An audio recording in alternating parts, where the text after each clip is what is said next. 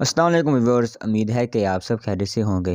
آج ہم بکریوں کے متعلق بات کریں گے کہ جب بکری سوتی ہے یا اس کا آپریشن ہو جاتا ہے تو وہ زہر نہیں ڈالتی۔ تو ویڈیو شروع کرنے سے پہلے میرے تمام دوستوں سے ریکویسٹ ہے کہ وہ میرے چینل کو لائک کریں، سبسکرائب کریں اور گھنٹی کے نشان کو دبا دیں تاکہ میری ویڈیو کی ہر آنے والی نوٹیفیکیشن آپ تک پہنچ سکے۔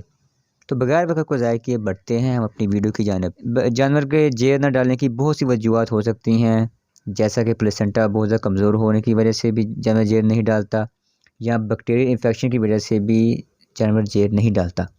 سب سے پہلے تو اگر پلیسنٹا باہر نظر آ رہی ہے تو کسی لکڑی کی مدد سے اس کو اس طریقہ سے آہستہ آہستہ فولڈ کریں، زہر باہر نکل آئے گی۔ بعض اوقات اس طرح ہوتا ہے کہ جانور رات کے وقت بچہ دیتا ہے تو ہمیں زیادہ تر پتہ نہیں ہوتا کہ اس نے زہر پھینکی ہے کہ نہیں، تو اس کے لیے میں آپ کے ساتھ چند ایک نسخے شیئر کرتا جاتا ہوں۔ تو نمبر 1 میں آپ جانور کو نیم گرم پانی میں نمک ڈال کر پلائیں، اور اس کے علاوہ نیم گرم پانی کر کے اس کو پیچھے سے اچھی طرح صاف کر دیں۔ اگر آپ صاف نہیں کریں گے تو اس میں وہ جو اندر سے مواد نکلتا ہے اس سے ریشہ پیدا ہو جاتا ہے، انفیکشن ہوتا ہے، اور انفیکشن سے زخم ہوتا ہے، اور زخم سے کئی مرتبہ کیڑے پڑ جاتے ہیں۔ تو آپ اس بات کا خاص کر دھیان رکھیں۔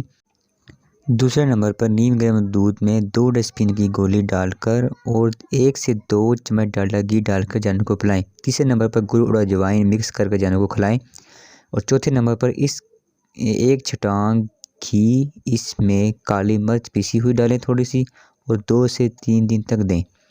اور 5ویں نمبر پر مارکیٹ میں پلیسنٹا ریموول پاؤڈر آ رہے ہیں، تو بہتر ہے کہ آپ کے گھر میں یہ پہلے سے موجود ہونا چاہیے۔ جانور تو بچہ دیتے رہتے ہیں تو اس کا بہت اچھا رزلٹ ہے، تو آپ کوئی بھی پلیسنٹا ریموول لے سکتے ہیں۔ اس کے علاوہ یوٹرس انفیکشن سے بچانے کے لیے یوٹرائن کیپسول آ رہے ہیں، کسی بھی کمپنی کا لے سکتے ہیں، ہر کمپنی کی ڈوز علیحدہ ہوتی ہے، تو اس حساب سے اس کے اندر رکھ دیں۔ اب ہم انجیکشن سے اس کے علاج کو جانتے ہیں، تو یاد رہے کہ کوئی بھی ادویات خود استعمال نہ کریں، کوشش کریں کہ اپنے قریبی ڈاکٹر سے رجوع کریں۔ تو آپ کے ساتھ انفارمیشن کے لیے شیئر کرتا چلتا ہوں۔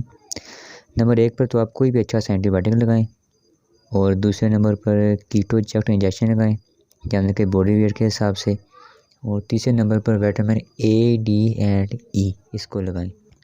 ویڈیو اچھی لگی ہے تو اس کو لائک کریں۔ اگر آپ نے میرے چینل کو سبسکرائب نہیں کیا تو اس کو سبسکرائب کریں۔ اگر آپ کا کوئی کوشچن ہے تو آپ کمنٹ سیکشن میں پوچھ سکتے ہیں۔ دعاؤں میں یاد رکھیے گا۔ دوبارہ ملیں گے ایک نئی ویڈیو کے ساتھ، تب تک کے لیے اللہ حافظ۔